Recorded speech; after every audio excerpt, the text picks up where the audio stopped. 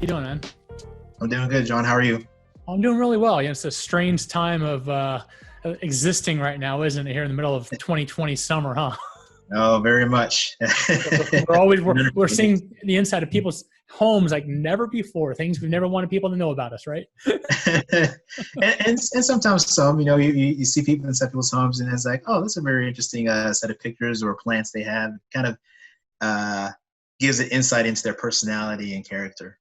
About 9 times out of 10, my 6-year-old daughter usually jumps and makes a cameo appearance and goes back to watching TV. So it's always an exciting little adventure to see what she's going to do next. Right.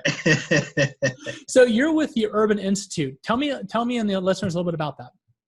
Sure. So the Urban Institute was an organization that was founded in 1968 by the Johnson administration. And its main focus was to bring a set of experts together to evaluate the programs of the Great Society and to see if those programs were helping to tackle the problems that we've been seeing in the war on poverty. So for the last 2 years, we expanded into a number of different areas. I would say some of our key research areas include affordable housing and housing finance. We've done a lot of work on education policy and health policy. So we've done some great work on the Affordable Care Act and other education policies such as charter schools and things like that. We've also have done some work on tax policy, nonprofit management, labor issues, and income. I think really, and we also have a center, which is the one I work in, is focused on taking that research that we do at Urban and implementing it within cities, called the Research Action Lab. So we're about 13 different centers focusing on all these different issues, and really our main focus is to what we call elevate the debate. Is to get people in the communities, in our cities, talking about how we can build a better urban environment for people. And so I think, we've done some great work in many different things. In terms of my focus, I focus particularly on innovation. How does technology and innovation and disruption, how can it help to promote equity for residents in cities, but also understanding how it can exacerbate already existing inequities as well. So technology is it's ubiquitous. It's everywhere, but depending on how you use it, it can promote better outcomes for people, or it can exacerbate already opportunities for people who already are struggling. So I look at this issue from a kind of a broad standpoint, particularly focusing on cities. And I looked at transportation access, we looked at the digital divide, did some research on SNAP benefits. We've talked with the chief technology officer and chief officers in cities and how they have responded in terms of providing broadband access or providing information to residents of cities due to the coronavirus pandemic and us having to social distance and not be able to meet in person. So we've kind of evaluated a number of different issues and impacts related to technology and innovation. And that's something that I think we'll continue to move forward. There's so many things I want to talk to you about. Yeah. Many things. So let's start off. A couple of years ago, we published a book called Urbanization, where we looked at about 100 years of travel patterns around the formation of cities, suburban environments, rural environments, and how mobility and living conditions kind of fit in together. At the time when we commissioned that project, we were looking at, there seemed to be a trend of younger generations moving into urban environments, older families moving out. And now I'm seeing a slight change in some of the coverage I'm seeing, but that has such an impact on transportation. What trends are you seeing happening in the market today? Mm-hmm. That's a great question. It's By the way, I mentioned my daughter. Here she is. Yeah, there you go. Hello. Yeah, that's a good question, John. We're starting to see some trends of talking, where people are starting to move out of the cities due to the potential of the pandemic and that close-knit, people being very close together. And they're like, okay, we want to move out to the suburbs to have more space and not be as close to many people as before in urban environments. You're seeing that a bit in New York. There's been some stories online that show that people are starting to sell their homes in the city and move out to the suburbs in New York. I don't know if that's staying true to all cities. I think one of the things that I've noticed is that maybe in the largest cities of the country, you're seeing that. But I think in some of the medium-sized to small to medium-sized cities, you're still seeing that those urban cores still stay strong. And so I think as we move forward and as we deal with this pandemic, and hopefully we can get it to a point where we can bring the cases down to a level that stays flat and kind of shut this pandemic down. I think you're going to see a little bit of migration continue to happen, but I think eventually you're going to see some type of stabilization where people who want to live in the city are going to continue to live in the city. People who want to live in the suburbs and exurbs are going to do that as well. So I think you're going to see this blip of outflow from the urban core to the suburban and exurban core, but I do think it's going to kind of come back down to kind of what you're seeing, pre-pandemic. So in terms of the impact, so we've done a lot of stuff and working with different people talking about urban planning and how you mitigate congestion, how you deal with parking, how you deal with emissions. And there's so much discussion about autonomous shared mobility. And the idea that, I've had some people say, hey, I live in New York City. I live in Washington, D.C. I don't need a car. I don't want a car. It's a burden to have a car. I got all these options. Why would I need a car? And I've always viewed that as being very niche focused. I mean, I think that technology can work in a very heavy metropolitan area, but in a more spread out, less densely populated market, it may not fit so well.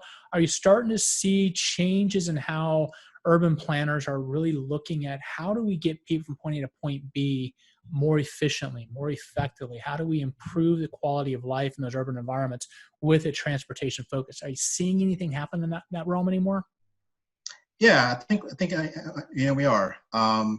As cities continue to grow and shift and develop, especially with the demographics, the people in these communities are asking for,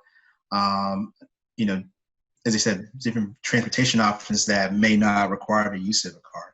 And so what urban planners are looking to do, especially planners in their city departments or the metropolitan planning organizations, which kind of oversee long-term planning for an entire region, they are looking to shift land use patterns to provide the environments that those people in the cities would like to have. So do we forego building roads that are focused just on cars and just multiple lanes, and then do we change to building what we call complete streets? So streets that are not just for cars again, but for multi-modes. Bike lanes, pedestrian, traffic calming measures to slow speeds in the cities. These are things that are being discussed and being implemented into planners' guides. I think one of the documents that's quite referenced a lot is the NACTO Complete Streets Guide that came out in 2018, the National Association of City Transportation Officials. I think in their recent guide in 2018, they actually changed the way that cities should design streets, taking away from just focusing on vehicle speed and focusing on person miles traveled. So how can we get as many people in different modes through these streets as possible? And that's kind of shifted of the way our streets are going to be designed, I think, in the future. So you're seeing those changes within the planning world about how our cities are designed. Now, there's a lot of inertia that has to get overcome, is because the planning world has designed streets in the same way, focused on, again, pushing as many vehicles through. But as you see people in cities wanting to have more opportunities to move around in different modes that are non-automotive, you're going to start to see streets being designed in different ways to accommodate their needs. I love hearing that, because I'm a big fan of strategically planning for the future and trying to integrate different factors. So many times I hear people saying, we're going to do this. It's like, well, that's so singularly focused. You need to think about how it impacts businesses and residences and commuters and all facets. And I think it's fascinating. I am curious now that we're in the middle of this coronavirus situation where you're working from home, I'm working from home. We were talking before we got on. We both been working from home like 4 straight months. I'm probably never going to go back to the office unless I have to for an in-person meeting, but working from home is so convenient for me. And we're getting ready to release a report later this summer that says, I think the University of Chicago estimates 37% of Americans have work, jobs, and responsibilities that they can do from home. And they extrapolated, said if those 37% worked from home 1 day a week, we reduce emissions by 5% across the board. Boom, just like that. And then I'm seeing articles about big corporations rethinking the footprint they need for their headquarters or the metropolitan offices, and possibly going to more distributed office space where you're leveraging the at-home or remote office type concept. Has that started percolating within the urban planning community? As to what does that mean for these strategic plans and how we move forward and how we might need to adjust our strategies? Great question, John. I think people are potentially, they're aware of the potential changes when it comes to, people working from home, what the company footprint looks like, and how that changes our commutes. If you say 37% are going to be staying from home, that's a whole lot less people that need to drive into the city or need to take public transit.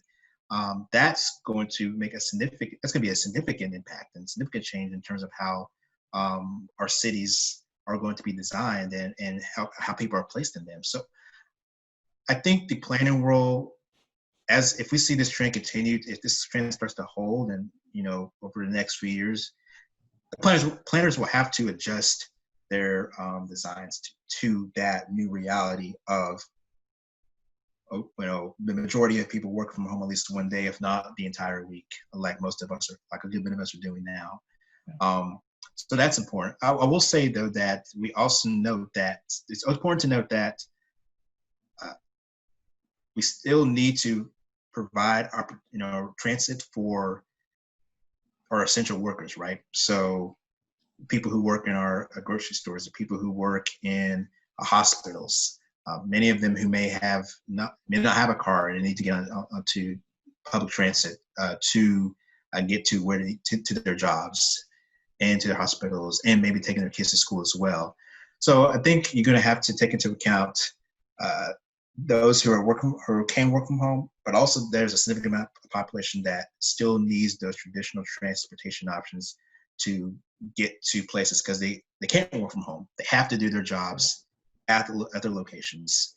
And so we have to make sure that for both groups of people, that we have transportation options for them that they can get to easily, and it's cost effective and is timely. So I think we have to make sure that we're not just focusing on those who are working from home, as that's going to be a big change, but we also need to make sure that we need to maintain our systems in order to provide opportunities for essential workers to get to where they need to go. Well, I can envision a scenario where, say we do start having more telecommuting going on, and we take those non-essential that are essential, there's non-essential in-person workers, get them out of the mix.